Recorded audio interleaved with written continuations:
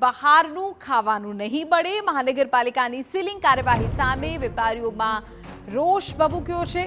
10 તારીખે ખાણીપીણીના ધંધાર્થીઓ એક દિવસ માટે બંધ પાડશે। મહાનગરપાલિકા દ્વારા આડેધડ સીલિંગની કાર્યવાહી કરાતા વિરોધ કરીને બંધ પાડશે। હોટેલ, રેસ્ટોરન્ટ, કેફે, કેટરર્સ સહિતના તમામ ધંધાર્થીઓ આ બંધમાં જોડાશે। અગાઉ વેપારીઓ દ્વારા મહાનગરપાલિકાને રજૂઆત કરવામાં આવી હતી।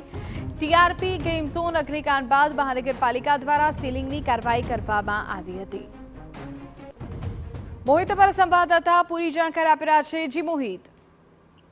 વિધિ, ટીઆરપી ગેમ ઝોન અગ્નિકાંડ બાદ રાજકોટ મહાનગરપાલિકાનું તંત્ર છે તે જાગ્યું હતું અને તેમના દ્વારા રાજકોટ શહેરની જે હાઈરાઇઝ બિલ્ડિંગ હોય, સ્કૂલ, કોલેજ હોય, તેની સાથે સાથે હોટલ, રેસ્ટોરન્ટ, કાફે અને બેન્ક્વેટ હોલ સહિતના જે એકમો છે ત્યાં પણ બીયુ પરમિશન અને સાથે સાથે ફાયર સેફટીને લઈને સીલિંગની કામગીરી કરી છે।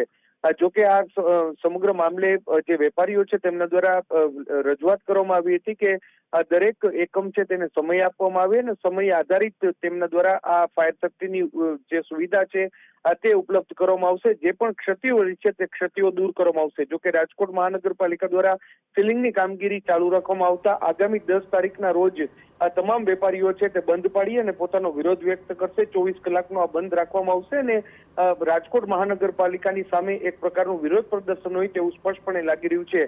જે રીતે શાળા કોલેજોને કેટલીક જે છૂટ આપવામાં આવી છે તે પ્રકારની જ છૂટ હોટલ, રેસ્ટોરન્ટ અને કાફેને આપવામાં આવે તેવી માંગ છે તે કરવામાં આવી છે। જોવાનું રહેશે કે આ વિરોધ છે તેની કેટલી અને કઈ રીતની અસર થાય છે। જી બિલકુલ, એટલે શૈક્ષણિક એકમોમાં જે પ્રકારની છૂટ છે એવી છૂટ અહીં જે ફૂડ રેસ્ટોરન્ટ્સ છે, કેફેઝ છે, કેટરર્સ સાથે જોડાયેલા વ્યવસાયિકો છે તેમને આપવામાં આવે એવી માંગણી છે ને એને જ લઈને એક દિવસનું બંધ।